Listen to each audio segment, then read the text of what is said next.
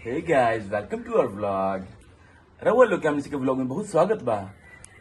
आई channel के मलकिनी हिया बारी, उनकर मालिक हिया बारन, हमर मलकिनी हिया बारी, हम हिया बानी। अब मौसम पुणे के ऐसन बा। अब मम्मी पतो पापा चाय पियता लोग, रउआ लोग भी चाय पिए। गाना गा के सुना।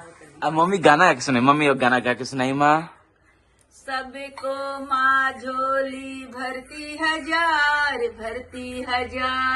क्यों नहीं सुनेगी आज मेरी पुकार। मेरी माई क्यों नहीं सुनेगी आज अर्जी हमार। क्यों नहीं सुनेगी माँ अर्जी हमार। मेरी शेरवाली है मेरी जोता वाली माँ, सबको सुनती है बिनती हजार। झोली भरती है बिनती हजार, क्यों नहीं भरेगी मेरी शेरावाली। क्यों नहीं भरेगी मेरी जोता वाली। सबको सुनती है बिनती हजार, सब पर खुशियाँ लुटाती हजार। मुझ पर क्यों नहीं लुटाएगी मेरी शेरावाली। मेरी शेरावाली मेरी जोता वाली। अब बड़ा गौर से पिया दे पापा फोन में डूबल बारन। पापा के फोन मई पापा फोन पियन, मम्मी फोन पियन। अरे ए पापा गाड़ी दे उतरन। मजबूरिया मरद हर बात पे गाड़ी देवाला, हर बात पे गाड़ी देवाला। जरा बोल तो कौन सा कर दे भोजपुरिया आदमी चाय पिए में बड़ा तेज रहेला। मम्मी तेज रहेला। हमार मम्मी के दिन में 10 बार चाय चाहिए। जब हम कमाए आते हैं तो मम्मी हाँ मम्मी मतलब खाए की जगह चाय पी ली और चाय पी के फिर रह जाई। सुन भाई को करा 2 टंग छोड़ के 3 टंग के करा। बुढ़ापा मानो अथी बा, बिहार के सब लोग 3 टंग पर चले नहीं। 3 टंग मतलब का मम्मी? एगो लठिया। हाँ जब हम कमाए होते तो मम्मी पता क्या पूछा था? मम्मी पूछा था मेरे से, हमारे दूध का पैकेट किन दिया भैया, पहले ही बताया था ना। मतलब मम्मी की चाहिए कि दूध के पैकेट हम किन के दे दी करके, ये चाय पियत रह दिन भर। पापा फोन पियता रहन। यही से लोग चमर में जा।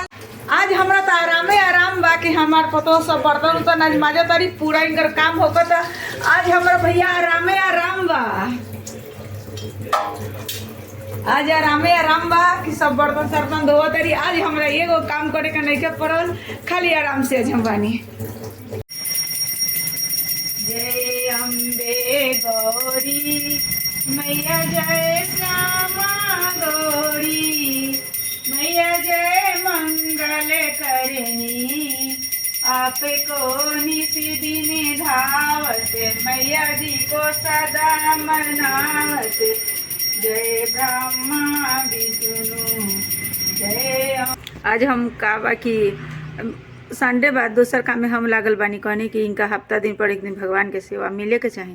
तो ये अपन लड्डू गोपाल के भी अब भोला बाबा के भी अभिषेक करावा तारी, आज जो तू जरावा तारी कनिका इतना भरा जी तुम्हें सब कर।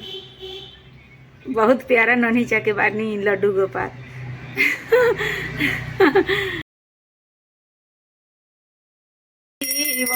माता हमरी पार्वती पिता महादेव।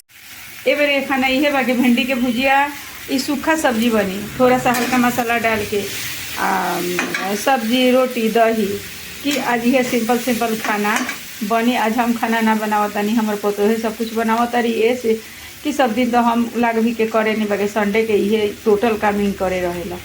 अब हमार सब काम हो गल बा। हमहूँ अब जातनी नहा के अब हम तो खाली तनी मनी पूजा पाठ करम। अब बस हमरा आज कोनो काम नहीं कि आज हम फ्री बानी। आज सब हमारे पतो काम करत रही। जग कल्याणी तनी क्या एक बार मैया जग कल्याणी माफ करना मेरी भूल, मैंने माथे से लगाई तेरे चरणों की धूल।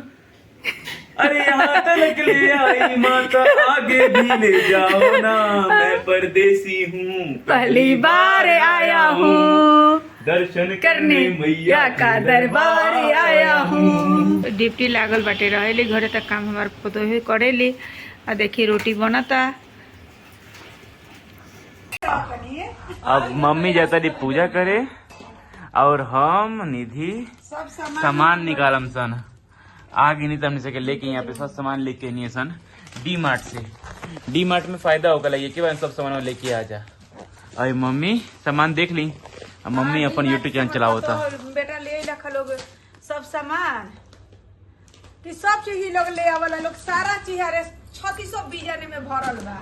रूम फसनेर सरफ साबुन घी एक बार हम नहीं सके नेक्स्ट कैफे कॉफी लेके नहीं था मम्मी। है देखिए बहुत बढ़िया कभी कभार पियला। ये आपके लिए फेस वॉश रउआ लोग आए जोरे हमनी के कॉफी मिल के पियल जाई।